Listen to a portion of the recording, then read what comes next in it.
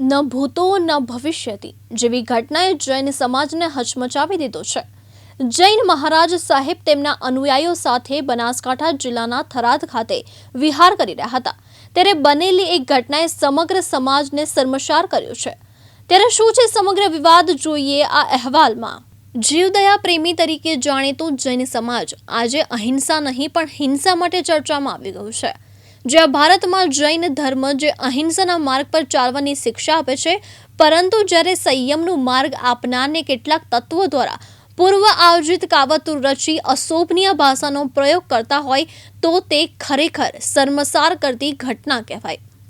વાત જાણે એમ છે કે જેતડા ગામે દેરાસરના જીર્ણોદ્ધાર બાદ ભગવાન મહાવીર સ્વામીની 2500 વર્ષ જૂની પ્રતિમાને અંજના સલાક કર્યા બાદ કીર્તિય સુરેશ્વરજી વિહાર કરતા થરાદ પહોંચ્યા। જ્યાં થરાદ ગામે ત્રિસુક્તિક ગચ્છની બહુમતી હોવાથી થરાદ પોલીસ દ્વારા અગાઉથી જ બંદોબસ્ત ગોઠવ્યો। જો કે જૈન સમાજના કેટલાક તત્વોએ પૂર્વ આયોજિત કાવતરું રચીને મહારાજ સાહેબ વિહારમાં નીકળ્યા ત્યારે એક મોટા ટોળાએ તેમને ઘેરી લઈને અશોભનીય ભાષાનો પ્રયોગ કરી હુરિયો બોલાવ્યો।